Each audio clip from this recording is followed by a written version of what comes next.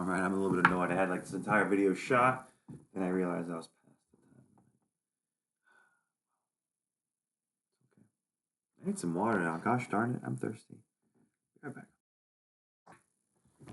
Anyways, my name is Billy Joel Highfill. This is for class FTE 211-59236. Today, I will be going over what damage is likely to the components of a 1911. First off, I will show you that there is no magazine inserted. The weapon is holding Toledo. Clear. Look at that. Visually and physically inspect. There's no round in the chamber. I'll send that hammer home. Excuse me. So, what damage would be likely to this bad hammer? And I'm thinking damage is most likely to occur if the weapon is dropped. Externally, right? Internally, the damage is most likely to occur if poor quality control, right? If there's just bad parts used, poor quality parts on a poor quality gun, But I'm thinking the gun's most likely to experience external damage if it's dropped. So I'm looking at the hammer, the slide, and the sights. Those are the spots I believe could experience or would be the most likely to experience damage. All right? So it's going to be important when you're shooting to just maintain a good grip. When you're setting a weapon down, make sure that you're not setting it on the edge of a table. If you're working on a weapon, right, make sure that if it's in the vise, it's clamped securely. Not over clamped, but with proper retention as to the gun isn't going flying.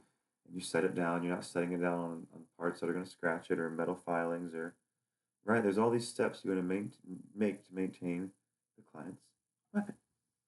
Okay.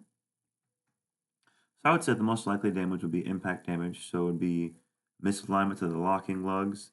You could potentially, like if you hit the hammer at an angle, you could cause it to freaking cock over, so the pin could not walk, but begin to bend, which would cause an improper firing pin strike. The sights, they're pretty solid, but if you had some fiber optic sights, maybe some tritium ones, or not solid metal ones, those could definitely become damaged on a drop.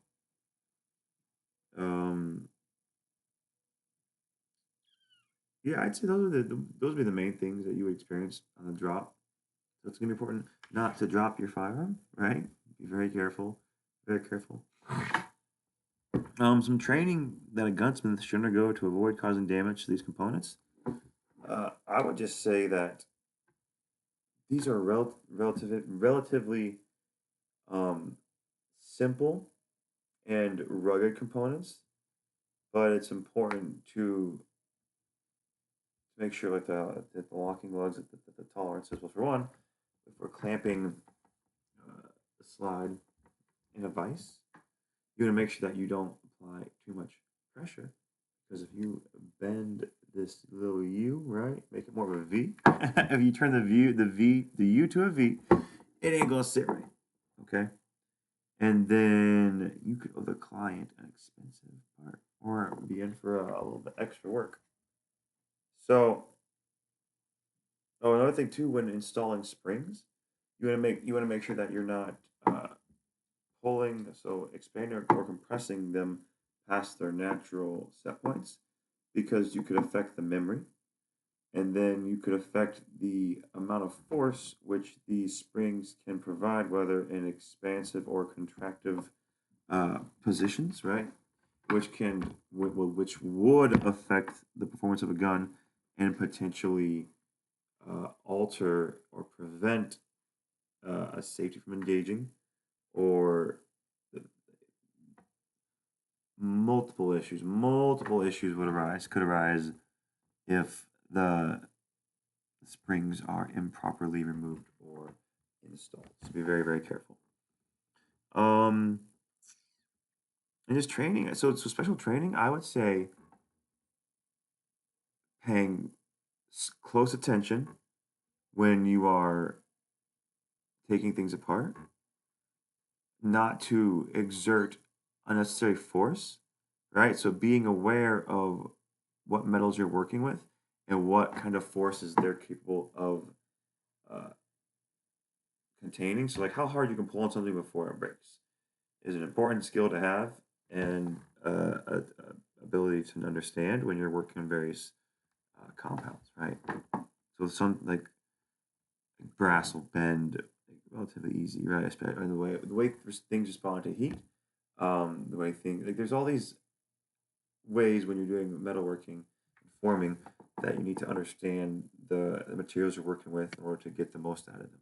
And the same applies to gunsmithing, right? We've got to understand the parts we're working on and how they interact with the surrounding components and how much force is needed to install and how much force the component can take without breaking or altering the structure or characteristics.